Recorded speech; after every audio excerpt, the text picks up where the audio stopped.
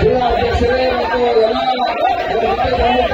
ಎಲ್ಲ ಸಂಘಟನೆಗಳು ಮತ್ತು ಇವತ್ತು ಸ್ಪೆಷಲ್ ಆಗಿ ನಮ್ಮ ರೈತ ತಾಯಂದಿರು ಇವತ್ತು ರೈತ ನಿಧಿಗೆ ಆಗಬೇಕು, ಕೊಡಲೇಬೇಕು, ಮುಖ್ಯಮಂತ್ರಿಯವರು ಸಾಲ ಕೊಡಬೇಕು, ಪ್ರಧಾನಮಂತ್ರಿ ಅವರು ಒಂದು ಸಾಲ ಕೊಡಬೇಕಂತೇಳಿ ನಮ್ಮ ತಾಯಂದಿರು ಇವತ್ತು ಬುದ್ಧಿವಂತರನ್ನ ದೇವತೆಗಳಿಗೆ ಜೋಡಿಸಿರ್ತಾರೆ. ಎಲ್ಲ ತಾಯಂದಿರು ಕೂಡ ಕರ್ಕೊಂಡು ಆದರೆ ನಾವು 7 ತಾರೀಕಿನ ರಾಷ್ಟ್ರ ಹೆದ್ದಾರಿ ಮಾಡಬೇಕು. ಅವರ ತಾಯಂದಿರು ಬಂದಾಗ 1,000 ಸಿಗಬೇಕು.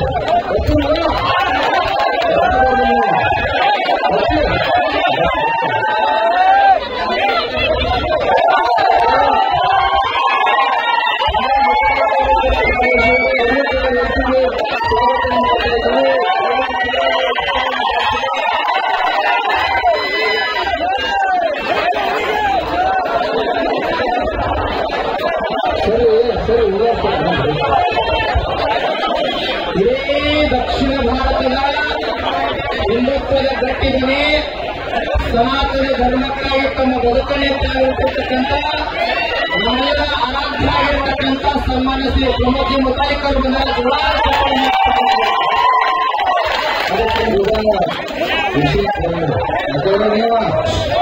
ಶಾಂತರಾಗ್ತಾ ಇಲ್ಲ.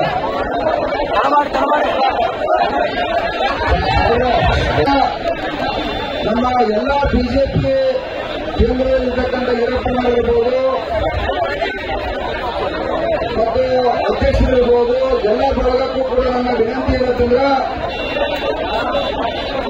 ಸುಮಾರು ಇವತ್ತು ಕಾರ್ಖಾನೆ ಏನಾಗಿರ್ತ ಅಂತಂದ್ರ ಶುಗರ್ ಕಾರ್ಖಾನೆಗಳು ಅದನ್ನು ಕೂಡ ಸೆಸ್ ಇದು ಕೇಂದ್ರದ ಕಂಟ್ರೋಲ್ನಾಗಿರ್ತಕ್ಕಂಥ ವ್ಯವಸ್ಥೆ ಆಗಿದೆ. FRP ಅನ್ನೋದು ಇದು ಕೇಂದ್ರ ಸರ್ಕಾರ ಮಾಡಿದೆ. FRPಯನ್ನ ಕೇಂದ್ರ ಸರ್ಕಾರ ಮಾಡುತ್ತೆ. ಅದಕ್ಕಾಗಿ ಆ FRPಯನ್ನ ಅಲ್ಲಿ ಸಾಕಷ್ಟು ಕಾನೂನುಗಳನ್ನು ತಿದ್ದುಪಡಿ ಮಾಡಬೇಕು. ಕಾನೂನುಗಳನ್ನು ತಿದ್ದುಪಡಿ ಮಾಡಬೇಕಪ್ಪ ಅಂತಂದ್ರೆ ಅದಕ್ಕಾಗಿ ಯಾರು ಕೂಡ ಬೇರೆ ಇಲ್ಲಿರ್ತಕ್ಕಂಥ ರಾಜ್ಯದ ಇದೇನ ಕಾಂಗ್ರೆಸ್ ಪಕ್ಷ ಐತಿ ಇವರಿಗೆ ನಿಧಿಗಳ ದಗದ ಸುದ್ದಿ ಮಾಡಕ ಕಾನೂನುಗಳನ್ನು ಕೆಲವು ತಿದ್ದುಪಡಿ ಮಾಡತಕ್ಕಂಥ ಚಟುವಟಿಕೆ. ಅದಕ್ಕಾಗಿ ತಾವ ಸಾಹೇಬ್ರ ಯಾಕಂದ್ರೆ ಕಾರ್ಖಾನೆ ಕೂಡ ಉಳಿಬೇಕು, ಕಾರ್ಖಾನೆ ನೀವು ಉಳಿಸಿದ್ರೆ ಕೇಂದ್ರ ಸರ್ಕಾರ ಅವರು ರೈತರು ಉಳಿಸ್ತಾರೆ. ಹೌದೇ? ಯಾಕಂದ್ರೆ ಕಾರ್ಖಾನೆಗಳು ರೈತರನ್ನ ಉಳಿಸಲಿಕ್ಕೆ ಸಾಧ್ಯತೆ ಅವ್ರ ನವ ಇರೋ ತರವಾದ ಏನು ಕರೆಯೋದು. ಯಾಕಂದ್ರೆ ದಯವಿಟ್ಟು ಏನು ಗಲಾಟೆ ಮಾಡಿದ್ರೆ ಏನ್ ವಿಷಯ ಆಗ್ತದೆ ಗೊತ್ತಾಗಲಿಲ್ಲ. ಎಷ್ಟಪ್ಪ ಎಲ್ಲರೂ ಯಾಕರು ಆ ಕಡೆ ಏನು ಲಕ್ಷ ಜಾಗ ಐತೆ ತುಂಬ ಕುತಾರ ನಿಂಗೆ ತ್ರಾಸ ಆಗತ್ತೆ. ಶಾಕ್ ಕೂಡ ನಿಂತ ಈಗ ತಮ್ಮಲ್ಲಿ ಏನು ವಿನಂತಿ ಮಾಡ್ತಾ ಇದ್ದೀನಿ ಅಂದ್ರೆ ಅದೇ ವಿವರವಾಗಿ ಸುಭಾಷ್ ಕಾಕ ಸಹಕರಿಸಿ ಮಾತಾಡ್ತಾರೆ. ನಾನೇನು ಒತ್ತಾಯ ಮಾಡಬೇಕಂದ್ರೆ ತಾವ ನಮಗೆಲ್ಲ ಕಮಿಟ್ಮೆಂಟ್ ಮಾಡಿಸ್ಕೊಳ್ತವ್ರು. ನಮಗೊಂದು 50-100 ಮಂದಿದ ನೀವೇ ಹೋಗಿ 10 ಮಂದಿ ಭೇಟಿ ಮಾಡಿಸ್ರಿ ನಾವು ನರೇಂದ್ರ ಮೋದಿ ಅವರಿಗೆ. ಯಾವ ರೀತಿ ಸಂಸದರು ಕರ್ಕೊಂಡು ಹೋಗ್ತಿರೋ ಹೆಂಗೆ ಹೋಗ್ತಿರೋ ಇಲ್ಲಿ ನಾವು ಕೂತು ನೀವು ಕೂತು ಕೆಲವು ಬದಲಾವಣೆಗಳನ್ನು ಮಾಡಬೇಕಾಗಿತ್ತು. ಕೆಲವು ಬದಲಾವಣೆಗಳನ್ನು ಮಾಡಬೇಕಾಗಿತ್ತಂದ್ರೆ ನಾವು ಸಾಹೇಬ್ರಿಗೆ ಹೋಗಿ ಮೋದಿಜಿ ಅವ್ರಿಗೆ ಭೇಟಿಯಾಗಿ ಈಗ 10.25 9.5 ಮಾಡೋದಿರ್ಬಹುದು. ಇವಾಗ ಶುಗರ್ ಏನಾಗೈತಿ ಕಾರ್ಖಾನೆಯವ್ರಿಗೆ ಡೈರೆಕ್ಟ್ ಶುಗರ್ ಮಾಡಕ್ ಪವರ್ ಇಲ್ಲ. ಕಾರ್ಖಾನೆ ಹೋಗಿ ಶುಗರ್ ಬಿತ್ತಪ್ಪ ಅಂದ್ರೆ ಕಂಡೀಷನ್ ಐತಿ, 106 ಕಂಡೀಷನ್ಗಳು ಅವ್ರು ವರ್ಷ ಆನಂತರ ಶುಗರ್ ಮಾಡ್ಬೇಕು. ಅವ್ರು ಅದ್ರ ಸಲ ಏನ್ ಮಾಡ್ತಾರೋ ಅದ್ರ ಮೇಲೆ ಲೋನ್ ತಕ್ಕೊಂಡು ನಮ್ಮನ್ನ ಲೂಟಿ ಮಾಡಿ ನಮ್ಮನ್ನ ಡಬ್ಬಾಗಿ ಬಿಲ್ ಹಚ್ಕೊಡೋದಿಲ್ಲ. ಸುಳ ಅನಾವಶ್ಯಕ ನಾವ ಹೇಳ್ತಾರೆ. ಕೆಲವು ಕಾನೂನುಗಳನ್ನ ಅವ್ರಿಗೂ ಅನುಕೂಲ ಮಾಡಿಕೊಡ್ತಕ್ಕಂಥದ್ದಾಗಿ ಆ ಹಣ ನಮಗೆ ಬರಬೇಕಾಗಿತ್ತು. 9.5 10.25 ರಿಪೇರಿ 9 ಮಾಡಲೇಬೇಕು ಅನ್ನುವಂತ ಮೋದಿಜಿ ಅವ್ರ ಕಡೆ ನಮ್ಮನ್ನು ಕರ್ಕೊಂಡು ಹೋಗಿ ನಾವು ಒತ್ತಾಯ ಮಾಡ್ತೀವಿ. ಅದನ್ನ ನಾವು ತಾವು ಇಂಪ್ಲಿಮೆಂಟ್ ಮಾಡ್ತಕ್ಕಂಥದ್ದು ತಮ್ಮ ಪ್ರಯತ್ನ. ಇನ್ನೂ ಹೆಚ್ಚಿನ ವಿಷಯಗಳನ್ನ ನಮ್ಮ ಸುಭಾಷ್ ಕಾಕ ಶಿರೂರ್ ಅವರು ಯಾಕಂದ್ರೆ ಅದರ ಬದಲ ಕಾನೂನಾತ್ಮಕವಾಗಿ ಬೆಚ್ಚಿರ್ತಕ್ಕಂಥ ವಿಷಯ ನಮಗೆ ದಯವಿಟ್ಟು ಸುಭಾಷ್ ಕಟ್ಟ ಅವರು ಮನವರಿಕೆ ಮಾಡಿ. ಎಲ್ಲರೂ ಚಾಲಕರಿಗೆ ಸೂಕ್ಷ್ಮ ಸಫಲವಾದ ಯಾಕೆ ಭೀಮಸೇನರು ಮಾತಾಡ್ತಾರೆ ಕಬ್ಬಿನ ಮಧ್ಯದ ದಕ್ಷಿಣ ಕನ್ನಡ ತೀರ್ಥಕ ಏನು ನಮಗೆ ಜ್ಞಾನ ಇದ್ದಾವೆ ಮಾತಾಡ್ತಾರೆ ಅದು ಸ್ವಲ್ಪ ಕೇಳಿ.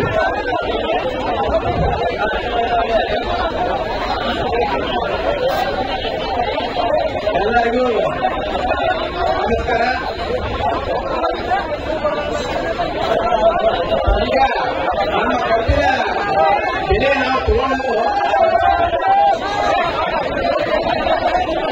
FRP ಕೇಂದ್ರ ಸರ್ಕಾರ ಏನ್ FRP ನಿಗದಿ ಮಾಡ್ತದೆ ಅದನ್ನು ಕೊಡ್ಬೇಕಂತೇಳಿ ಎಲ್ಲ ಕಾರ್ಖಾನೆಯವರಿಗೆ ಆದೇಶ ಮಾಡಿದ್ದಾರೆ.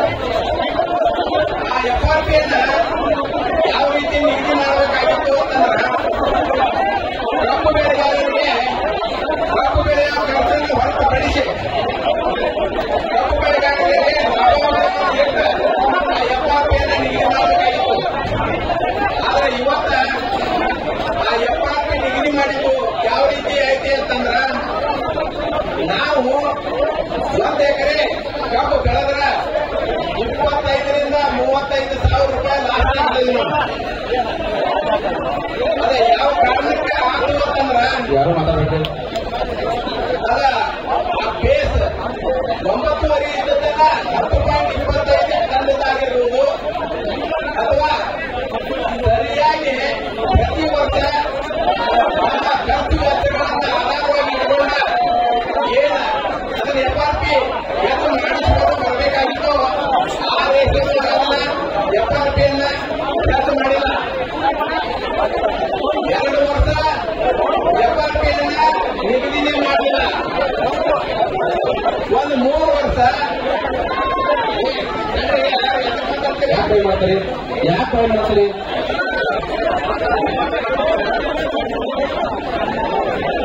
ಒಂದು 3 ವರ್ಷ ಬರೀ 50, 100 ಈ ರೀತಿ ನಿಗದಿ ಮಾಡಿದ್ರು.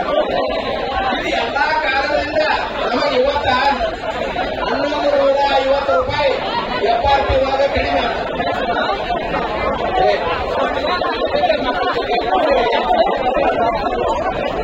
ಇವತ್ತ 1150 ರೂಪಾಯಿ FRP ನಿಗದಿ ಮಾಡೋದ್ರ ಕಡಿಮೆ ಆಯ್ತು. ಮುಂದೆ ಈಗ ನಿಗದಿ ಮಾಡಿದ್ದು 3,550 ರೂಪಾಯಿ. ಆ 3,550 ಮತ್ತಿದೊಂದು 1,150 4,700 ರೂಪಾಯಿ ಆಕೈತೆ. ಇವತ್ತು ನಮ್ದು FRP 4,700 ರೂಪಾಯಿ ಇರಬೇಕು. ಅದು 9.5 ರಿಕವರಿ ಇರಬೇಕು. ಅಂದ್ರೆ ನಮಗ ಅದರೊಳಗ ಸಾಗಾಣಿಕೆ ಮತ್ತು ಕಟಾವು ತೆಗೆದ 3,800 ಅಷ್ಟೇ ಉಳಿತೈತೆ. ನಾ ಹೇಳಿದ್ದು ನಿಮಗ ಬಹಳ ದೊಡ್ಡ ಅಮೌಂಟ್ ಅಂತ ಅನ್ನಿಸ್ತಿರ್ಬೋದು. ಆದ್ರೆ 9.5ಗೆ 4,700 ರೂಪಾಯಿ ಅದರೊಳಗ ಸಾಗಾಣಿಕೆ ಮತ್ತು ಕಟಿಂಗ್ ತೆಗೆದ್ರ 3,890 ಅಷ್ಟೇ ಆಗಿದೆ. ಅದಕ್ಕೆ ಇದು 9.5ರಿಂದ ಹಂಗ ಕಬ್ಬಿನ ರಿಕವರಿ ಹೆಂಗೆ ಹೆಚ್ಚಾಕೈತೋ ಹಂಗೆ ಹೆಚ್ಚಾಕೈತಿ. ಇದು ಕೇಂದ್ರ ಸರ್ಕಾರ ಮಾಡಬೇಕಾಗಿತ್ತು. ಇದನ್ನ ಈ ರೀತಿ ಕೇಂದ್ರ ಸರ್ಕಾರ ಮಾಡಿದ್ದು ನಮಗೆ ಕಬ್ಬು ಬೆಳೆಗಾರರಿಗೆ ಭಾರಿ ಅನ್ಯಾಯ ಆಗೈತಿ. ಅದನ್ನ ತಮಗೆ ನಾವು ಇದನ್ನ ಮನವರಿಕೆ ಮಾಡಿಕೊಟ್ಟು ಇದು ತಿದ್ದುಪಡಿ ಆಗ್ಬೇಕು. ಈಗ ನಮ್ಮ ಕಬ್ಬು ಬೆಳೆಗಾರರನ್ನ ನಾವು ನಮ್ಮ ಖರ್ಚು ಹಾಕೊಂಡು ಒಂದು 100 ಮಂದಿ ನಾವು ಬರ್ತೀವಿ. ನೀವು ಅಲ್ಲಿ ಮೀಟಿಂಗ್ ಮಾಡುವ ವ್ಯವಸ್ಥೆ ಅಷ್ಟೇ ನೀವು ಮಾಡಿದ್ರೆ ನಾವು ನಮ್ಮ ಖರ್ಚು ಹಾಕೊಂಡು ನಾವು ಅಲ್ಲಿ ಬರ್ತೀವಿ. ನಮಗೆ ಏನೇನು ಅನ್ಯಾಯ ಆಗೈತೆ ಅನ್ನೋದು ನಾವೆಲ್ಲ ವಿವರಣೆ ಕೊಡ್ತೀವಿ. ಮುಂದೆ ಈ FRP ನಿಗದಿ ಮಾಡಕ್ ಹತ್ತಿದಾಗಿನಿಂದ FRP ಆಧಾರ ಮೇಲೆ ರಿಕವರಿ ಆಧಾರ ಮೇಲೆ ಬೆಲೆ ಕೊಡುವುದು ಅಂತೇಳಿ ಆದಾಗಿನಿಂದ ಸಕ್ಕರೆ ಕಾರ್ಖಾನೆಯವರು ಏನ್ ಮಾಡಾಕತ್ತಿದ್ರು ಅಂತಂದ್ರ ನಮ್ಮ ರಿಕವರಿಯನ್ನ ಕಡಿಮೆ ತೋರಿಸ್ಕೋತ ಮೊದಲು ನಮ್ದು ಸಕ್ಕರೆ ಇಳುವರಿ 10 ವರ್ಷದ ತೆಗೆದು ನೋಡಿದ್ರ ಸರಾಸರಿ 13 ಐತಿ ನಮ್ದು. ಇವತ್ತು FRP ನಿಗದಿ ಮಾಡಿದ ನಂತರ ಆ 10 ವರ್ಷದ ಸರಾಸರಿಯನ್ನು ತಗೊಂಡ್ರ 11 ಐತಿ. ಅಂದ್ರ ನಮ್ಗ ಅವಾಗ ಕಬ್ಬಿನೊಳಗ ಸಕ್ಕರೆ ಇಳುವರಿ ಕಡಿಮೆ ಇತ್ತು. ಅವಾಗ 13 ರಿಕವರಿ ಬರ್ತಿತ್ತ ಸರಾಸರಿ. ಇವತ್ತು ಒಳ್ಳೊಳ್ಳೆ ತಳಿಗಳನ್ನ ಹಚ್ಚಿದ್ವಿ ನಾವು. ಇವತ್ತು 13ಕ್ಕಿಂತ ನಮ್ದು ಸಕ್ಕರೆ ಇಳುವರಿ ಜಾಸ್ತಿ ಬರಬೇಕಾಗಿತ್ತ. ಆದ್ರ 2 ಪಾಯಿಂಟ್ ಕಡಿಮೆ ಬಂದಿತ್ತು. ಇದು 2 ಪಾಯಿಂಟ್ ಕಡಿಮೆ ಬಂದದ್ದು ಅಂದ ಅದು ಎಷ್ಟು ಬರಬೇಕಾದದ್ದು 2 ಪಾಯಿಂಟ್ ಅಂದ ಸಕ್ಕರೆ ಕಾರ್ಖಾನೆಯವರು ನಮಗೆ ಇವತ್ತ 4 ಪಾಯಿಂಟ್ ಮೋಸ ಮಾಡಕೈತೆ. ನಾವು ನಮಗ ಆ ಸಕ್ಕರೆ ಕಾರ್ಖಾನೆ ಕಾರ್ಖಾನೆಯವರು ಸಕ್ಕರೆ ಇಳುವರಿ ಒಳಗೆ ಮೋಸ ಮಾಡಿರ್ಲಿಲ್ಲ ಅಂತಂದ್ರ ನಮಗ ಕೇಂದ್ರ ಸರ್ಕಾರ FRP ಯನ್ನ ಕರೆಕ್ಟ್ ಆಗಿ ನಿಗದಿ ಮಾಡಿತ್ತು ಅಂತಂದ್ರ ನಮಗೆ ಯಾವ ಕೇಂದ್ರ ಸರ್ಕಾರನೂ ಕೊಡಬೇಕಾಗಿಲ್ಲ, ರಾಜ್ಯ ಸರ್ಕಾರನೂ ಕೊಡಬೇಕಾಗಿಲ್ಲ. ನಾವ ಸರ್ಕಾರಕ್ಕೆ ಒಂದು ಟನ್ನಿಗೆ 1,000 ರೂಪಾಯಿ ಕೊಡ್ತೀವಿ. ಯಾರು ಫಿಕ್ಸ್ ಆಗಬೇಕಾಗಿಲ್ಲ. ನಮಗ ರಾಜ್ಯ ಸರ್ಕಾರನೂ ಏನು ಕೊಡಬೇಕಾಗಿಲ್ಲ, ಕೇಂದ್ರ ಸರ್ಕಾರನೂ ಏನು ಕೊಡಬೇಕಾಗಿಲ್ಲ. ನಮಗ ಯಥಾಸ್ಥಿತಿ FRP ಕಾನೂನು ಪ್ರಕಾರ ಏನ್ ಮಾಡಬೇಕಾಗಿತ್ತು ಅದನ್ನ ಮಾಡಿದ್ರ ನಮಗ ರೇಟ್ ಜಾಸ್ತಿ ಸಿಗ್ತತಿ. ನಾವ ಸರ್ಕಾರಕ್ಕೆ ಇವತ್ತು 1,000 ರೂಪಾಯಿ ಟನ್ನಿಗೆ 1,000 ರೂಪಾಯಿ ಕೊಡ್ತೀವಿ. ಅದಕ್ಕ ಇವು ರಿಕವರಿನೂ ತಿದ್ದುಪಡಿ ಆಗ್ಬೇಕು. ಮುಂದೆ ಇದು ಕಾನೂನು ಪ್ರಕಾರ FRP ಏನ್ ಮಾಡ್ಯಾರ ಇದು ತಿದ್ದುಪಡಿ ಆಗ್ಬೇಕು.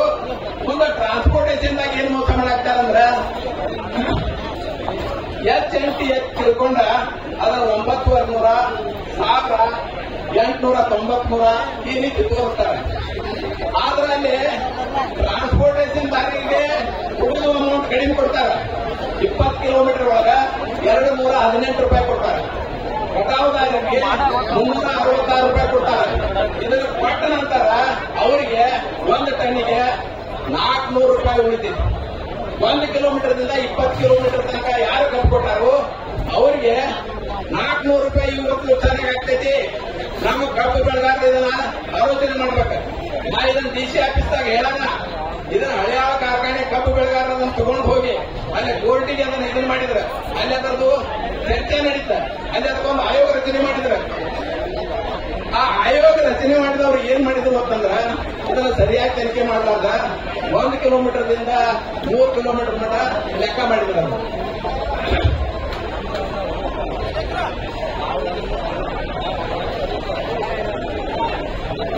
ಅವಾಗ ಅಲ್ಲಿ ಯಾಕೆ ಎಲ್ಲಿಪ್ಪತ್ತು ನಾವು 402 ರೂಪಾಯಿ ನಮಗ ಅನ್ಯಾಯ ಆಕೈತೆ ಹೇಳಿದ್ದು ಅದು 256 ರೂಪಾಯಿ ತಂದಿದ್ರು.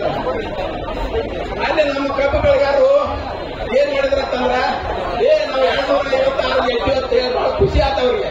ನಾ ಹೇಳಿದವ್ರಿಗೆ ಅದನ್ನ ಯಾಕೆ ತಪ್ಪೈತಿ, ಅದು 402 ರೂಪಾಯಿ ಆಗೈತಿ, ಅದನ್ನ ಒಳ್ಳೆ ಅದನ್ನ ತನಿಖೆ ಮಾಡಿಕೊಂಡು ಒಂದು ಸಲ ಅದ 402 ರೂಪಾಯಿ ಅವ್ರು ಕೊಡ್ಬೇಕು ಆತು ಅಂತಂದ್ರ 8 ವರ್ಷದ ಕೊಡೋದಕ್ಕೈತೆ ಅವ್ರು.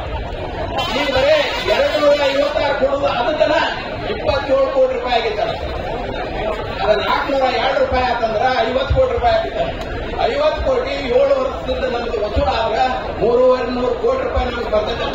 ಅದಕ್ಕೆ 1 ಕಿಲೋಮೀಟರ್ದಿಂದ 20 ಕಿಲೋಮೀಟರ್ ತನಕ ಯಾರು ಕಬ್ಬು ಕೊಟ್ಟಾರೆ 90% ಕೊಟ್ಟಾರೆ. ಅವರಿಗೆ ಇದು ಅನ್ಯಾಯ ಆಗೈತಿ. ಇದರಿಂದ ಅದನ್ನ ನಾವು ಇದನ್ನ ಸೈ ಬಿಡುವುದಿಲ್ಲ. ನಾವು ಅದನ್ನ ಕೋರ್ಟ್ನಾಗ ಅದನ್ನ ಇದನ್ನ ಮಾಡುತ್ತಿದ್ವು.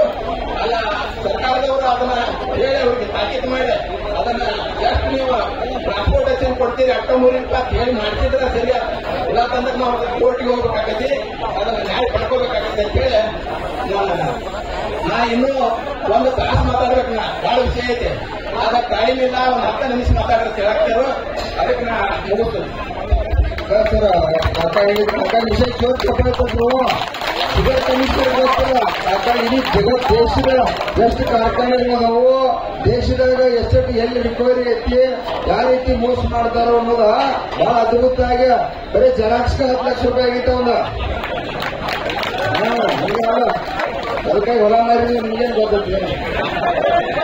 ಈಗ ದಯವಿಟ್ಟು ಸಾಹೇಬರಿಗೆ ಇದೆಲ್ಲ ಒತ್ತಾಯಿ ಬಗೆಹರಿಬೇಕಪ್ಪ ಅಂತಂದ್ರ ನೀವು ಹೊಟ್ಟೆ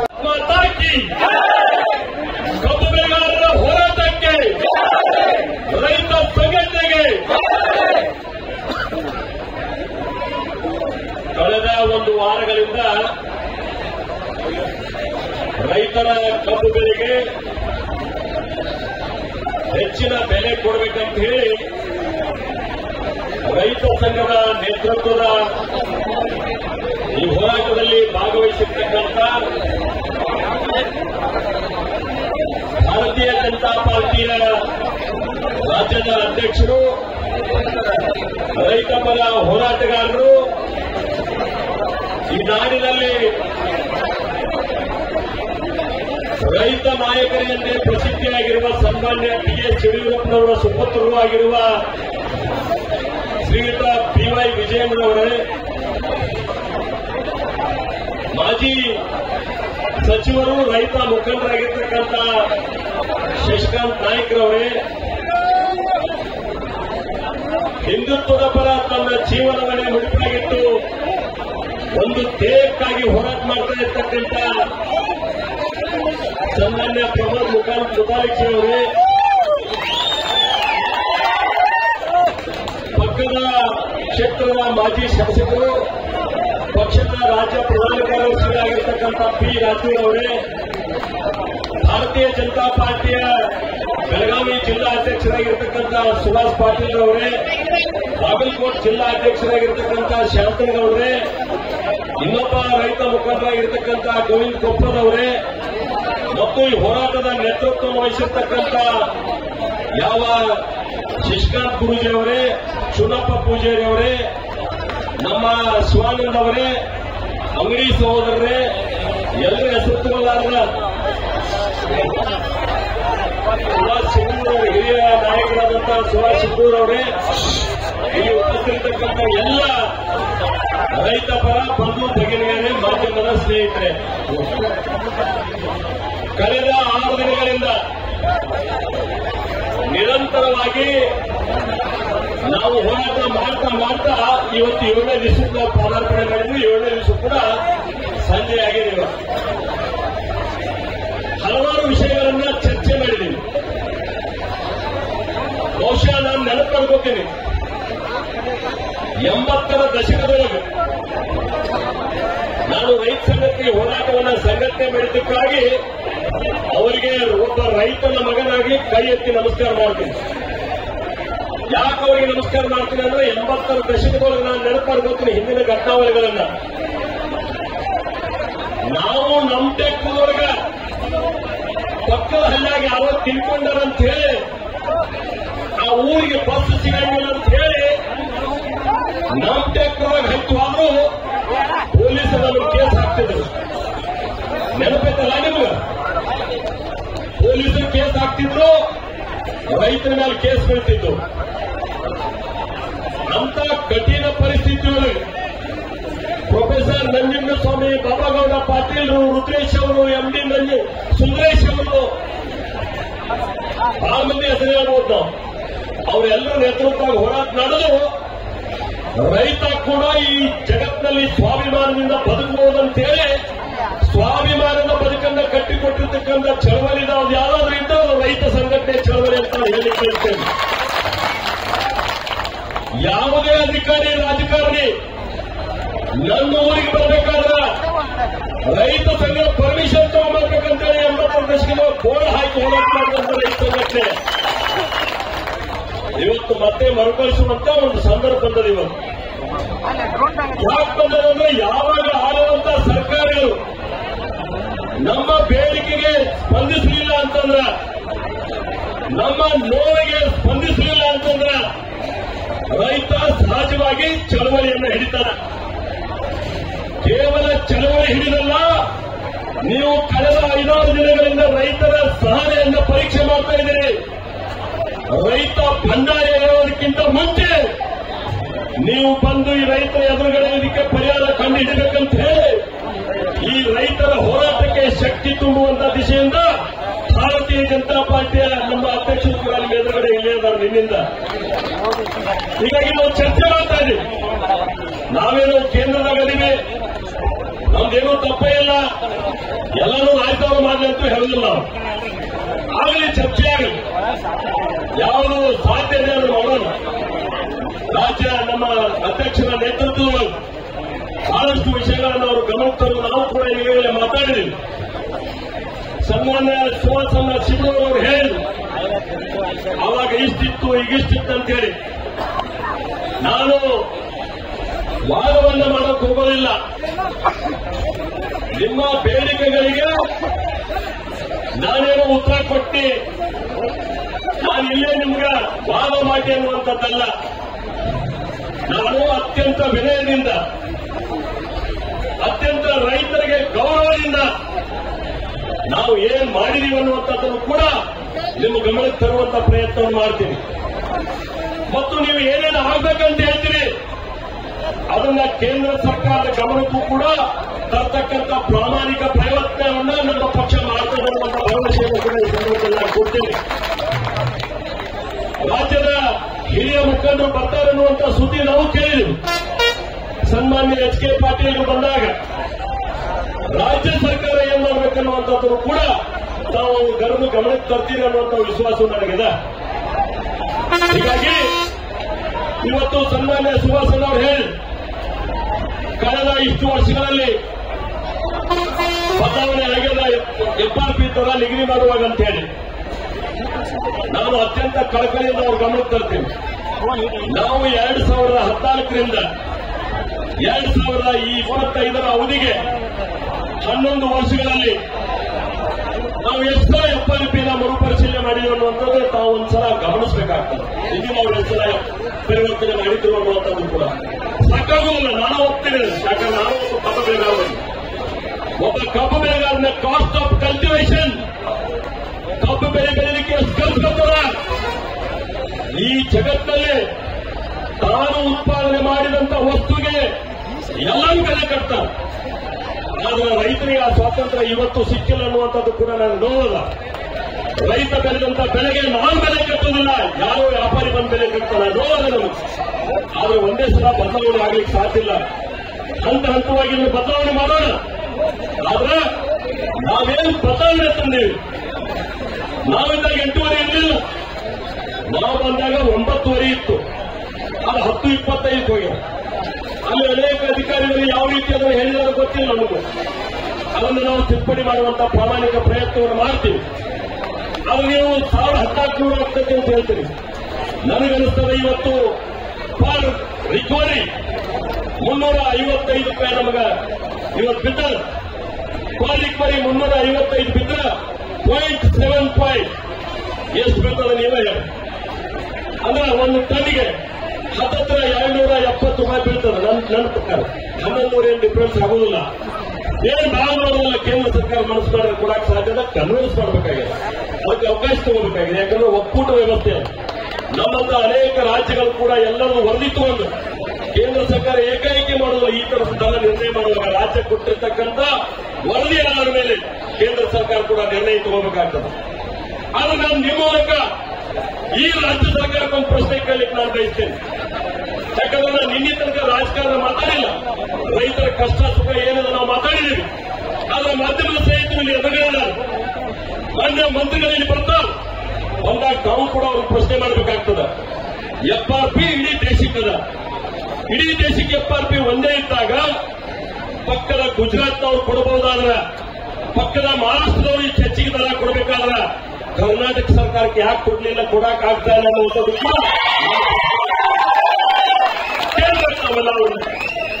ರೈತರು ಇವತ್ತು ಗಂಟ್ಲ ಸಟ್ಟು ಬಿಟ್ಟು ಸರ್ಕಾರವನ್ನ ಪ್ರಶ್ನೆ ಮಾಡ್ಲಿಕ್ಕೆ ಹೊಂಟಿದ್ದಾರೆ. ಪಾಪ ಇನ್ನೂ ಬೇರೆ ತಗೋಬೇಕಾಗ್ತದ. ಈಗ ನಾವು ಗುಂಪಿದ್ದಾಗ ಸಭಾವನಕ್ಕೆ ಎಲ್ಲರಿಗೂ ಮಾತಾಡ್ತಾರೆ. ವ್ಯವಸ್ಥೆ ಹೆಂಗದ ಅಂತಂದ್ರೆ ಈ ಗುಂಪು ಬಿಟ್ಟು ಹೊರಗೋದ ಕೂಡಲೇ ಧ್ವನಿನ ಬರುವುದು ನಮ್ಮ ರೈತರಿಗೆ. ಆ ರೀತಿಯಾದಂತಹ ಧ್ವನಿ ಕಳ್ಕೊಂಡಂತ ಜನಾಂಗ ನಮ್ಮ ರೈತರು ಕೂಡ. ಇವತ್ತು ಅನೇಕ ಕಾರ್ಖಾನೆ ಮಾಲೀಕರು, ಸರ್ಕಾರದ ವ್ಯವಸ್ಥೆಗಾರರು ಕಳೆದ ಒಂದು ವಾರದಿಂದ ಚಳವಳಿ ನಡೆದು ಕೂಡ 20 ಕಿಲೋಮೀಟರ್ ದೂರದಲ್ಲಿದ್ದಂತ ಒಬ್ಬ ಉಸ್ತುವಾರಿ ಮಂತ್ರಿ ಇಲ್ಲಿ ಭೇಟಿ ಕೊಡ್ಲಿಕ್ಕೆ ಆಗಲಿಲ್ಲ. ಕೇವಲ ಇಲ್ಲಿ ಕೂಗಾಕಿ ಹೋಗೋದ್ರಿಂದ ಆಗೋದಿಲ್ಲ. ಪ್ರಶ್ನೆ ಮಾಡಬೇಕಾದಂತ ರೈತರು ನೀವೆಲ್ಲ ಮನಸ್ಸಲ್ಲಿ ಇಟ್ಕೋಬೇಕಾಗಿದೆ. ಯಾವತ್ತು ಉತ್ತರ ಕೊಡಬೇಕು ಅವತ್ತು ಕೊಡಬೇಕಾಗ್ತದೆ. ಅದನ್ನು ಕೂಡ ನಿಮಗೆ ಹೇಳಿಸ್ತೇನೆ. ಅದ್ರ ಜೊತೆಗೆ ಇವತ್ತು ರಾಜ್ಯದಲ್ಲಿ SAP ಇತ್ತು. ಸನ್ಮಾನ್ಯ ಜಗದೀಶ್ ಶೆಟ್ಟರ್ ಅವರ ನೇತೃತ್ವದಲ್ಲಿ ಸ್ಟೇಟ್ ಅಡ್ವೈಸರಿ ಪ್ರೈಸ್ ನಾವು ರಚನೆ ಮಾಡಿದ್ದೀವಿ. ಯಾಕೆ ರಚನೆ ಮಾಡಿದ್ವಿ ಅಂದ್ರೆ ಕೇಂದ್ರ ಸರ್ಕಾರ ಇಡೀ ದೇಶವನ್ನು ಗಮನದಲ್ಲಿ ಇಟ್ಟುಕೊಂಡು FRP ಮಾಡ್ತಾರೆ.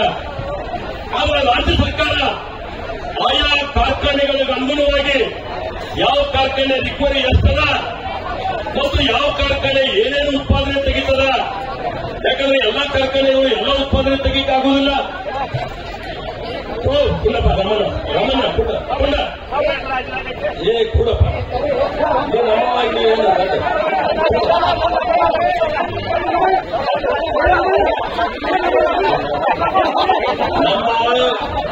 ಈ ತರದ ವಿಖಂಡವಾದಗಳಿಂದ ನಮ್ಮ ಹೋರಾಟ ಹಿನ್ನಡೆ ಆಗ್ತದೆ ಅನ್ನುವಂಥದ್ದು ಗಮನಿಸಬೇಕಾಗ್ತದೆ.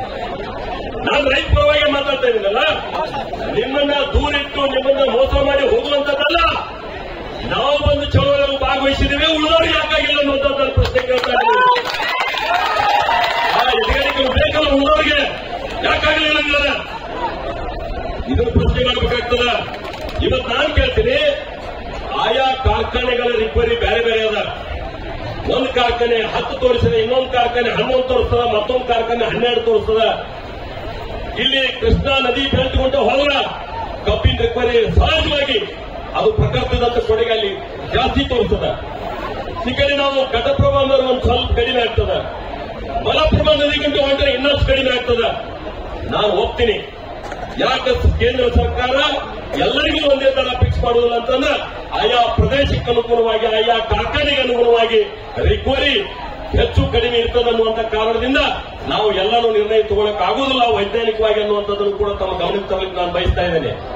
ಅದ್ರ ಜೊತೆಗೆ ಬೈ ಪ್ರಾಡಕ್ಟ್ ಕೆಲವರು ಕೋಚನದ ವಿದ್ಯುತ್ ಉತ್ಪಾದನೆ ಮಾಡ್ತಾರೆ, ಇನ್ನು ಕೆಲವರು ಡಿಸ್ಟಿಲರಿ ಸಾರಾಯಿ ಉತ್ಪಾದನೆ ಮಾಡ್ತಾರೆ ಕೆಲವು ಕಾರ್ಖಾನೆಯವರು, ಇನ್ನು ಕೆಲವು ಕಾರ್ಖಾನೆಯವರು ಇಥಿನೇಲ್ ಉತ್ಪಾದನೆ ಮಾಡ್ತಾರೆ, ಇನ್ನು ಕೆಲವು ಕಾರ್ಖಾನೆಯವರು ಯಾವುದನ್ನೂ ಉತ್ಪಾದನೆ ಮಾಡುವುದಿಲ್ಲ. ಅವ್ರಿಗೂ ಈ ದರ ಕೊಡಲಿಕ್ಕೆ ಸಾಧ್ಯ ಇಲ್ಲ. ಹೀಗಾಗಿ ಆ ಕಾರ್ಖಾನೆಗಳು ಉತ್ಪಾದನೆ ಮಾಡತಕ್ಕಂಥ ಉಪ ಉತ್ಪಾದನೆ ಆಧಾರದ ಮೇಲೂ ಕೂಡ ಇಲ್ಲಿ ರಾಜ್ಯದಲ್ಲಿ ಎಸ್ಎಪಿ ದರ ನಿಗದಿ ಆಗಬೇಕಾಗ್ತದ. ಆ ಎಸ್ಎಪಿಯನ್ನು ಯಾಕೆ ಮುಚ್ಚಿದೆ ಅನ್ನುವಂಥದ್ದು ನನ್ನ ಪ್ರಶ್ನೆ ಅದ. ಇವತ್ತು ಆ ಪ್ರಶ್ನೆಗೂ ಕೂಡ ಉತ್ತರ ಕೊಡಬೇಕಾಗ್ತದೆ ಆಡಳಿತ ಪಕ್ಷ. ಹೀಗಾಗಿ ಇವತ್ತು ನಾನು ವಿನಂತಿ ಮಾಡುವಂತದ್ದು ಏನಂತಂದ್ರೆ, ನಾವು ಅನೇಕ ವ್ಯವಸ್ಥೆಯಲ್ಲಿ ನಾವು ಸೋತ್ ಹೋಗಿದ್ದೀವಿ. ಎಲ್ಲೆಲ್ಲಿ ನಮ್ಮನ್ನ ಕೊಂದಾರಂತಂದ್ರೆ ಹಾರ್ವೆಸ್ಟಿಂಗ್ ಎಲ್ಲ ಕಡೆ ಅಷ್ಟೇ ಬರ್ತದೆ. ಒಂದೊಂದ್ಸಲ ಹಿಂಗಾಗ್ತದೆ, ನಾವು ಹಿಂಗೇಂದ್ರೆ ಹೋರಾಟ ಮಾಡಿ ಲೇಟ್ ಆಗಿ ನಮ್ಮ ಕಾರ್ಖಾನೆಗಳು ಚಾಲು ಆದವು ಅಂತಂದ್ರೆ ಅಲ್ಲಿಯೂ ನಮ್ಮ ಶೋಷಣೆ ಆಗ್ತದೆ. ಹಾರ್ವೆಸ್ಟಿಂಗ್ ಮಾಡೋಕ್ಕೂ ಕೂಡ ನಾವು ಎಕ್ಸ್ಟ್ರಾ ಕಾಸ್ಟ್ ಕೊಡಬೇಕಾಗ್ತದೆ. ಆ ಟ್ರ್ಯಾಕ್ಟರ್ ಟ್ರಾನ್ಸ್ಪೋರ್ಟೇಷನ್ ಮಾಡೋಕ್ಕೂ ಕೂಡ ನಾವು ಎಕ್ಸ್ಟ್ರಾ ಕಾಸ್ಟ್ ಕೊಡಬೇಕಾಗ್ತದೆ. ಆದ್ರೆ ಇಲ್ಲಿ ಕಾರ್ಖಾನೆಗಳು ಒಂದು ಲಿಮಿಟೇಷನ್ ಇದ್ರೂ ಕೂಡ ಇಷ್ಟ ವ್ಯಾಪ್ತಿಯೊಳಗೆ ನೀವು ಕಬ್ಬು ಖರೀದಿ ಮಾಡಬೇಕನ್ನುವಂತ ನಿಬಂಧನೆ ಇದ್ರೂ ಕೂಡ ಅದನ್ನು ಓವರ್ಟೇಕ್ ಮಾಡಿ ಬೇರೆ ಕಡೆ ಹೋಗಿ ತಗೊಂಡ್ಬಂದು 800ರಿಂದ 1,000 ರೂಪಾಯಿ ರೈತರ ಉತ್ಪಾದನೆಗಳನ್ನು ನೀವೇನು ಕಟ್ ಮಾಡ್ತಾ ಇದ್ದಿಲ್ಲ, ಇದೆಷ್ಟು ವೈಜ್ಞಾನಿಕ ಅನ್ನುವಂಥದ್ದು ರಾಜ್ಯ ಸರ್ಕಾರ ಉತ್ತರ ಕೊಡಬೇಕಾಗ್ತದೆ. ಹೀಗಾಗಿ ಎಚ್ಚರಿಕೆಗಳನ್ನು ಮೋಸಿರಬಹುದು. ಇವತ್ತು ರಿಕವರಿ, ಯಾವುದೇ ಕಬ್ಬಿನ ರಿಕವರಿಯನ್ನ ನಾನು ರೈತೂ ತೆಗೆಯುವುದಿಲ್ಲ, ಸರ್ಕಾರನೂ ತೆಗೆಯುವುದಿಲ್ಲ. ಕಾರ್ಖಾನೆ ಮಾಲೀಕ ರಿಕವರಿ ತೆಗೆದ್ರೆ ನಾವು ಎಷ್ಟು ರಿಕವರಿ ಹೇಳ್ತಾರೆ ನಾವು ಒಪ್ಕೋಬೇಕಾಗ್ತದೆ. ಒಂದು ಕಾಲಕ್ಕೆ ಸಂಕೇಶ್ವರಂತ ಸಕ್ಕರೆ ಕಾರ್ಖಾನೆಗಳು, ಒಂದು ಕಾಲಕ್ಕೆ ಎಂಕೆ ಹುಬ್ಬಳ್ಳಿ ಅಂತ ಸಕ್ಕರೆ ಕಾರ್ಖಾನೆಗಳು, ಭವಾಗೌಡ ಪಾಟೀಲ್ ನೇತೃತ್ವದಲ್ಲಿ ಎಂಕೆ ಹುಬ್ಬಳ್ಳಿ ಶುಗರ್ ಫ್ಯಾಕ್ಟರಿ ಇತ್ತು. ಅವತ್ತನ್ನು ನಾನು ನೆನಪು ಮಾಡ್ತೀನಿ. ಅವತ್ತು ಅಗ್ರ ಕಾಲದಲ್ಲಿ 1,000 ರೂಪಾಯಿ ಕೊಡಬೇಕಂದ್ರೆ ಸತ್ತು ಹೋಗ್ತಿದ್ದು ಕಾರ್ಖಾನೆಗೆ. 1,000 ರೂಪಾಯಿ ಕೊಟ್ಟರು ಬಾಬಾಗೌಡ ಪಾಟೀಲ್ ನೇತೃತ್ವಗಳು. ರುದ್ರಪ್ಪ ಮುಖಾಶಿ ಅವರ ಅಧ್ಯಕ್ಷರಿದ್ರು, ನೇತೃತ್ವದ ಬಾಬಾಗೌಡತೆ ಇತ್ತು. ನಾನು ಕೂಡ ರೈತ ಚಳವಳಿಯೊಳಗ ಪ್ರತ್ಯಕ್ಷ ಭಾಗ ಆಗಿಲ್ಲ ಅಂದ್ರೂ ನಿಮಗೆ ಬೆಂಬಲವಾಗಿ ಆವತ್ತಿನ ಕೂಡ ನಾನು ನಿಂತಿದ್ದೇನೆ. ಹೀಗಾಗಿ ಎಂಕೆ ಹುಬ್ಬಳ್ಳಿ ಶಂಕರೇಶ್ವರ ಅಂತ ಕಾರ್ಖಾನೆಗಳು ಅವತ್ತು 14% ತೋರಿಸಿದ, ಇವತ್ತು ಯಾಕೆ 11 ಬಂದು ನಿಂತಿದೆ ಅನ್ನುವಂಥ ಪ್ರಶ್ನೆ ಅದ. ಎಲ್ಲಿ ಮೋಸ ಆಗ್ತಾ ಇದೆ ಹಂಗಾರ? ಸರ್ಕಾರ ತೆಗಿಬೇಕಲ್ಲ ರಿಕವರಿ. ಯಾವುದೇ ಕಾರ್ಖಾನೆ ಎದುರುಗಡೆ ಒಂದು ಲ್ಯಾಬೊರೇಟರಿ ಮಾಡಲಿಕ್ಕೆ ಬಹಳ ದೊಡ್ಡ ಖರ್ಚಿಲ್ಲ. ಒಂದು ಲ್ಯಾಬೊರೇಟರಿ ಮಾಡಿ ಸರ್ಕಾರದಿಂದ ರಿಕವರಿ ತೆಗೆಯುವಂತ ವ್ಯವಸ್ಥೆ ಮಾಡಿಕೊಡ್ರಿ. ನಮ್ಮ ರೈತರು ತಮ್ಮ ಕಬ್ಬಲ್ಲಿ ರಿಕವರಿ ತೆಗೆದು ನನ್ನ ಕಬ್ಬು ಎಷ್ಟು ರಿಕವರಿ ಬರ್ತೈತೆ ಅಂತ ಹೇಳಿದ್ರು. ಕೇವಲ ರಿಕವರಿ ಅಷ್ಟೇ ಅಲ್ಲ, ಇವತ್ತು ಕಾರ್ಖಾನೆ ಎದುರುಗಡೆ ಬೇ ಬೀಜ ಹಾಕೋದ್ರ ಮುಖಾಂತರ ಎಪಿಎಂಸಿಗೆ ಕಲಿಸಲಿ. ಎಪಿಎಂಸಿ ರೈತರು ವಿಶ್ವಾಸ ಕಾಕೊಂಡು ಇವತ್ತು ಬಹಳ ದೊಡ್ಡ ಪ್ರಮಾಣ ವ್ಯಾಪಾರ ಆಗ್ತಾ ಇಲ್ಲ. ಅಲ್ಲಿರುವಂತ ಎಲ್ಲ ಸಿಬ್ಬಂದಿ ಖಾಲಿ ಕುಂತಾರೆ. ಹೀಗಾಗಿ ಅಲ್ಲಿರುವಂತಹ ಸಿಬ್ಬಂದಿಗೆ ಆ ಕಾರ್ಖಾನೆ ಎದುರುಗಡೆ ಬೇ ಬ್ರಿಡ್ಜ್ ನಿರ್ಮಾಣ ಮಾಡಿ ಅಲ್ಲಿ ಸರಿಯಾದ ತೂಕ ಆಗುವಂತೆ ಕೂಡ ರಾಜ್ಯ ಸರ್ಕಾರ ಗಮನ ಹರಿಸಬೇಕಾಗ್ತದೆ ಅನ್ನುವಂಥ ಮಾತನ್ನು ಕೂಡ ಈ ಸಂದರ್ಭದಲ್ಲಿ ನಾನು ಹೇಳಿ ಬಯಸ್ತೇನೆ. ಈ ರೀತಿ ತೂಕದಲ್ಲಿ ಮೋಸ, ರಿಕವರಿಯಲ್ಲಿ ಮೋಸ, ಹಾರ್ವೆಸ್ಟಿಂಗ್ ಅಂಡ್ ಟ್ರಾನ್ಸ್ಪೋರ್ಟ್ ನಲ್ಲಿ ಮೋಸ, ಮತ್ತು ನಮ್ಮ ಕಬ್ಬನ್ನ ಯಾವಾಗ ಒಯ್ಬೇಕು ಅವಾಗ ಒಯ್ಯಂಗಿಲ್ಲ, ಲೇಟ್ ಆಗ್ತಾವ, ನೀರು ಅಷ್ಟು ಬಂದ ಅಂತ ಹೇಳ್ತಾರೆ. ನಮ್ಮ ರೈತರು ಕೂಡ ನಮಗೂ ವೈಯಕ್ತಿಕವಾಗಿ ಏನ್ ತೊಂದರೆ ಆಗ್ತದಲ್ಲ, ನೆಲ ಹಸಿ ಇದ್ದಲ್ಲಿ ನಾವೇನಾದ್ರೂ ಅಲ್ಲಿ ಗಾಡಿ ಹಾಕಿಕೊಂಡ್ರೆ ಗಾಡಿ ಸಿಕ್ಕೊಂಡ್ಬಿಡ್ತಾವೆ. ಹೀಗಾಗಿ ನಾವು ನೀರು ಹಸು ಬಿಡ್ತೀವಿ. ನೀರು ಹಸು ಬಿಟ್ಟಾಗೂ ಕೂಡ ನಮ್ಮ ಕಬ್ಬು ತೂಕ ಕಳ್ಕೊತದ, ಸಕ್ಕರೆ ಪ್ರಮಾಣ ಹೆಚ್ಚಾಗ್ತದೆ. ಅಂತ ಕಬ್ಬಿಗೆ ಅದರ ರಿಕ್ವೈರಿ ತೋರಿಸ್ತೀರಿ, ಇದು ಯಾವ ನ್ಯಾಯ? ನೀವು ಆ ತೂಕ ಕಲ್ಕೊಂಡಂತ ಕಬ್ಬಿಗೆ ರಿಕ್ವೈರಿ 10,000 ಕನಿಷ್ಠ ಪ್ರಮಾಣ ಅದನ್ನು ತೋರಿಸುವುದಿಲ್ಲ. ಈ ರೀತಿ ರೈತನ ಶೋಷಣೆ ನಡೆದಿರುವಂತದ್ದಲ್ಲ. ಆದ್ರೆ ಯಾವಾಗ ನಾವು ರೈತರು ಸಂಘಟನೆಯಾಗಿ ಎದ್ದು ನಿಂತೀವಿ, ನಾವು 10 ಬೇಡಿಕೆಗಳನ್ನು ಇಟ್ಟಾಗ ಒಂದು 2-3 ಬೇಡಿಕೆಗಳನ್ನು ಈಡೇರಿಸಿಕೊಳ್ಳುವಂತ ಪ್ರಾಮಾಣಿಕ ಪ್ರಯತ್ನ ಆಗ್ಯದ ಬಹಳಷ್ಟು. ಇವತ್ತು ಕೂಡ ರೈತ ಸಂಘಟನೆ ನೇತೃತ್ವದಲ್ಲಿ ಏನು ಹೋರಾಟ ನಡೆದ, ಬಹುಶಃ ಕಳೆದ 6 ದಿನಗಳಿಂದ ಒಂದು ಹೋರಾಟ ಮಾಡಿದ್ರು ಕೂಡ ಸರ್ಕಾರ ಈ ಕಡೆ ಗಮನ ಹರಿಸಲಿಲ್ಲ. ಇಲ್ಲಿ ಸಾಕಷ್ಟು ನೀವು ಬೈದವರು ಅವ್ರಿಗೆ ಹೋಗಿ ಮುಟ್ಲಿಲ್ಲ. ನಮ್ಮೆಲ್ಲ ಮಾಧ್ಯಮದ ಸ್ನೇಹಿತರು ಬಂದಿದ್ರಿಂದ ನಿನ್ನೆಯಿಂದ ಸರ್ಕಾರ ಕೈಗೆತ್ತಿಬಿಡದ, ಈ ಹೋರಾಟ ಎಲ್ಲೋ ಹೋಗ್ತದ ಅನ್ನುವಂತಂದ. ನಮ್ಮ ರಾಜ್ಯದ ಅಧ್ಯಕ್ಷರು ಅವರು ಬಂದಿದ್ರು, ನಾನು ಒಂದು ಕುಂತು ನಾನು ರೈತರಿಗೆ ಧೈರ್ಯ ತುಂಬ್ತೇನೆ ಅಂತೇಳಿ. ಶಶಿಕಾಂತ್ ಗುರೂಜಿ ಒಂದು ಮಾತನ್ನ ಹೇಳಿದ್ರು, ವಿಡಿಯೋ ನೋಡಿದ್ರು, ನಾನು ಬೆಂಗಳೂರಾಗಿದ್ದಾಗ. ಯಾವುದೇ ರಾಜಕಾರಣಿ ನಮ್ಮ ಸಭೆ ವೇದಿಕೆ ಹತ್ತುದಾರ ಸಾಂಕೇತಿಕವಾಗಿ ಹತ್ತಬೇಡ್ರಿ, ನೀವು ಬಂದು ನಮ್ಮ ಜೋಡಿ ಕುಂದಿರ್ಬೇಕನ್ನುವಂತ ಕರೆಯನ್ನು ಅವರು ಕೊಟ್ಟರು. ನಾನು ಬೆಂಗಳೂರಿನ ಮಾತಾಡಿದ್ದೆ, ನಾನು ಹೇಳಿದೆ ನಾನು ಭಾರತೀಯ ಜನತಾ ಪಾರ್ಟಿ ಅಧ್ಯಕ್ಷರಾಗಿ ಅವರು ಬರುವುದಿಲ್ಲ, ನಾನೊಬ್ಬ ಬಿಜೆಪಿ ಎಂಪಿಯಾಗಿ ನಾನು ಬರುವುದಿಲ್ಲ. ನಾನು ಕೂಡ ಒಬ್ಬ ರೈತರ ಮಗ ಆಗಲಿ, ನಿಮ್ಮ ಹೋರಾಟ ಯಶಸ್ವಿ ಆಗಬೇಕು, ನಿಮಗೆ ಶಕ್ತಿ ತುಂಬಬೇಕಂತ ನಾವು ಬರತ್ತೀವಿ. ನಿಮಗೆ ಇಷ್ಟ ಇದ್ರೆ ನಾವು ಬರ್ತೀವಿ, ಇಲ್ಲ ಅಂದ್ರೆ ನಿಮ್ಮ ಹೋರಾಟ ಮುಂದುವರಿಸಿ ನಾವು ಎಲ್ಲಿ ಇದ್ದಲ್ಲೇ ನಾವು ನಿಮ್ಗೆ ಸಪೋರ್ಟ್ ಮಾಡ್ತೀವಿ ಅಂತ ಹೇಳಿದ್ವಿ. ಅವಾಗ ಅವ್ರು ಹೇಳಿದ್ರು, ಬನ್ನಿ ನೀವು ಭಾಗವಹಿಸಿ, ಆದ್ರೆ ಈ ಕಷ್ಟದಲ್ಲಿ ನಿಮ್ಗೆ ಅನುವಾದಕ್ಕಂತ ಹೇಳಿ. ಹೀಗಾಗಿ ಸನ್ಮಾನ್ಯ ರಾಜ್ಯದ ಅಧ್ಯಕ್ಷರು ಹೋರಾಟದಲ್ಲಿ ದಿಶೆ ತಗೊಂಡು, ಇಲ್ಲ ನಾನು ಹೋಗುದಿಲ್ಲ, ರೈತರ ಜೊತೆ ರಾತ್ರಿ ಎಲ್ಲ ಮಲಗ್ತೀನಿ ಅಂತ ಹೇಳಿ ಬೆಳಗಿನ 5 ಗಂಟೆ ಒಳಗೆ ನಾವು ಮನೆಗೆ ಬೆಳಿಗ್ಗೆ 5 ಗಂಟೆಗೆ ಎದ್ದು ನಾವು ಸ್ನಾನ ಮಾಡಿ ಬರ್ಲಿಕ್ಕೆ ಹೋಗಿದ್ವಿ. ಆಮೇಲೆ ಹೇಳಿದ್ರು, ಇಲ್ಲ ನೀವು 12 ಗಂಟೆಗೆ ಬೇರೆ ಅಂತೇಳಿ. ಇವತ್ತು ಅವ್ರು ಹುಟ್ಟಿದ ಹಬ್ಬ ಇರುವುದರಿಂದ ನಾವು ಒಂದು ತೀರ್ಮಾನ ತಗೊಂಡ್ಬಿಟ್ಟಿವಿ ನಿನ್ನೆನೆ. ಯಾವುದೇ ಹಾರ ಸನ್ಮಾನ ಏನೂ ಇಲ್ಲ, ಸಿಹಿ ಹಂಚುವಂತದ್ದು ಏನೂ ಇಲ್ಲ. ನಮ್ಮ ಅಭಿಮಾನಿಗಳು ಯಾರಾದ್ರೂ ಸಿಹಿ ಹಂಚೋರಿದ್ರ, ಅಲ್ಲಿ ಯಾವುದಾದ್ರೂ ಅನಾಥಾಶ್ರಮಗಳಿದ್ರ ಹಂಚ್ರಿ, ಇಲ್ಲ ನಮ್ಮ ರೈತರಿದ್ರ ಅವ್ರಿಗೆ ಹಂಚ್ರಿ. ಮಾಲಿಶಾಲ ತರಬೇಡ ಅಂತ ಕೈ ಮುಗಿದು ವಿನಂತಿ ಮಾಡಿ ಯಾರ ಕಡೆ ಇವತ್ತು ನಾವು ಮಾಲಿಶಾಲ ತಗೊಂಡಿಲ್ಲ. ನೀವು ಇಲ್ಲಿ ಸನ್ಮಾನ ಮಾಡಿದ್ರಿ, ಅದಕ್ಕಿಂತ ದೊಡ್ಡ ಸನ್ಮಾನ ಯಾವುದಿಲ್ಲ ಅಂತ ಭಾಷೆಯಲ್ಲಿ. ಯಾವ ಪದ್ಮಶ್ರೀಗಿಂತ ಕಡಿಮೆ ಇಲ್ಲ. ನಮ್ಮ ರೈತ ಹೃದಯ ತುಂಬಿ ನನ್ನ ಹೊಂದಾಗಿ ಬೆಳೆದಂತ ಕಪ್ಪನ ತಂದು, ನನ್ನ ಹೊಂದಾಗಿ ಬೆಳೆದಂತ ಬೆಲ್ಲ ತಂದು ಇವತ್ತು ನಮ್ಮ ರಾಜ್ಯ ಅಧ್ಯಕ್ಷರಿಗೆ ಅರ್ಪಣೆ ಮಾಡಿದಿಲ್ಲ. ಆ ಋಣ ನಮ್ಮೆಲ್ಲ ಅವರು ತೀರಿಸುವಂತ ಪ್ರಯತ್ನವನ್ನು ನಾವು ಮಾಡ್ತೀವಿ ಅನ್ನುವಂಥ ಭರವಸೆಯನ್ನು ಈ ಸಂದರ್ಭದಲ್ಲಿ ಕೊಟ್ಟು ಇವತ್ತು ಹೋರಾಟ ಮುಂದುವರಿಸಬೇಕು, ನಿಲ್ಲಿಸಬೇಕು ಅನ್ನುವಂಥ ತೀರ್ಮಾನ ನಾವು ಮಾಡೋದಿಲ್ಲ. ಯಾಕಂದ್ರೆ ನಾವು ಏನಾದ್ರು ಜಾಸ್ತಿ ಮಾಡ್ಲಿಕ್ಕೆ ಹೋದ್ರೆ ಬಿಜೆಪಿ ಬಂದು ರಾಜಕಾರಣ ಮಾಡಿ ಅದಕ್ಕೆ ಹೋರಾಟ ಕೆಟ್ಟಂತ ಅನ್ನುವಂಥದ್ದು ಬೇಡ. ನೀವು ಚಳವಳಿ ಮಾಡಿ, ನೀವು ಮಂತ್ರಿಗಳ ಜೊತೆ ಮಾತುಕತೆ ಮಾಡಿ, ಇದನ್ನು ಒಂದು ವೇಳೆ ಮುಂದುವರಿಸುವುದಾದ್ರೆ ರಾಜ್ಯದ ಅಧ್ಯಕ್ಷರ ನೇತೃತ್ವ ನಾವು ಕೂಡ ಬೆಂಗಳೂರಿನಲ್ಲಿ ಸಭೆ ಸೇರ್ತೇವೆ. ಯಾವುದೇ ಮಂತ್ರಿ ಯಾವುದೇ ಹಳ್ಳಿಗೆ ಭೇಟಿ ಕೊಡಲಾರದೆ ಇತ್ತು ಪ್ರತಿಭಟನೆ ಮಾಡುವಂತ ಹೋರಾಟವನ್ನು ಕೂಡ ನಾವು ಮಾಡಬೇಕಾಗ್ತದೆ. ಅದು ಮಾಡೋಣ, ನಾವು ಶಕ್ತಿ ಕೊಡ್ತೀವಿ. ಯಾಕಂದ್ರೆ ಇದಲ್ಲ ಯಾವುದೇ ಪಕ್ಷಾತೀತವಾದಂತಹ ಹೋರಾಟ, ಯಾವುದೇ ಜಾತ್ಯತೀತವಾದಂತಹ ಹೋರಾಟ, ರಾಜಕೀಯ ಬೇರೆ ಬೆಳೆಸ್ಕೊಳ್ಳೋಕೆ ನಾವು ಬಂದಿಲ್ಲ. ಕಷ್ಟದಲ್ಲಿರ್ತಕ್ಕಂಥ ನಮ್ಮ ರೈತರಿಗೆ ಈ ವರ್ಷ ಪ್ರವಾಹ ಬಂದು ಮಳೆಯಾಗಿ ಸಿಕ್ಕಾಪಟ್ಟೆ ಲಾಸ್ ಆಗಿದ್ದಾರೆ. ಇರುವಂತಹ ಅಳಿದುಳಿದ ಬೆಳೆಯನ್ನ ಖರೀದಿ ಮಾಡಂತೇಳಿ ನಾನು ಒಬ್ಬ ರೈತರ ಮಗನಾಗಿ 4 ಸಲ ಪತ್ರಿಕಾಗೋಷ್ಠಿ ಮಾಡಿದೆ. ಸಂಬಂಧಪಟ್ಟಂತ ಜಿಲ್ಲಾಧಿಕಾರಿಗಳಿಗೆ, ಮಾರ್ಕೆಟಿಂಗ್ ಅಧಿಕಾರಿಗಳಿಗೆ ವಿನಂತಿ ಮಾಡಿಕೊಂಡೆ. ಸಮಯಕ್ಕೆ ಸರಿಯಾಗಿ ಯಾರೂ ಖರೀದಿ ಕೇಂದ್ರಗಳನ್ನು ತೆರೆಯಲಿಲ್ಲ. ಅವರ ಪರಿಣಾಮ 100ಕ್ಕೆ 5ರಷ್ಟು ಜನ ಮಾತ್ರ ಇವತ್ತು ಆ ಖರೀದಿ ಕೇಂದ್ರಗಳಿಗೆ ಹೆಸರು ನೋಂದಣಿ ಮಾಡಿಕೊಂಡಿದ್ದಾರೆ. ಇನ್ನೂ ಖರೀದಿ ಚಾಲೂ ಆಗಲಿಲ್ಲ. 95 ಜನ ನಮ್ಮ ರೈತರಿಗೆ ಇಟ್ಕೊಳ್ಳಕ್ ಜಾಗಿಲ್ಲ ಅಂತ ಹೇಳಿ ಉದ್ದು, ಹೆಸರು, ತೊಗರಿ ಯಾವ ರೀತಿ ನಮ್ಮ ಸಣ್ಣ ಸಣ್ಣ ಬೆಳೆ ಎಲ್ಲ ಮಾಡ್ಕೊಂಡ್ಬಿಟ್ಟು ಎಲ್ಲಿ ಮುಟ್ಟದಕ್ಕೆ ಕೇಂದ್ರ ಸರ್ಕಾರ ಘೋಷಣೆ ಮಾಡಿದಂತ ಬೆಂಬಲ ಬೆಲೆ, ರಾಜ್ಯ ಸರ್ಕಾರ ಕೇಂದ್ರ ಸರ್ಕಾರ ಇಬ್ರು ಕೂಡಿ ನಾವು ಚರ್ಚೆ ಮಾಡಿ ಯಾವಾಗ ನಿರ್ಣಯ ತಗೋಬೇಕು ಅವಾಗ ನಿರ್ಣಯ ತಗೊಂಡ್ರೆ ಅದು ನ್ಯಾಯ ಸಿಗ್ತದೆ. ತಡವಾಗಿ ಸಿಕ್ಕ ನ್ಯಾಯ ಅನ್ಯಾಯಕ್ಕೆ ಸಮ ಅಂತ ಭಾವಿಸ್ತೇನೆ. ಹೀಗಾಗಿ ನಮ್ಮ ರೈತರು ಬೆಳೆದಾಗ ನೀವು ಖರೀದಿ ಕೇಂದ್ರ ತೆರೀಲಿಲ್ಲ, ನಮ್ಮ ರೈತರು ಮಾಡಿದ ಮೇಲೆ ನೀವು ಖರೀದಿ ಕೇಂದ್ರ ತೆಗೆದ್ರೆ ಇದು ಕಣ್ಣೋಡಿಸುವ ತಂದ ಅಂತ ಕೂಡ ನಾವು ಹೇಳಬೇಕಾಗ್ತದೆ.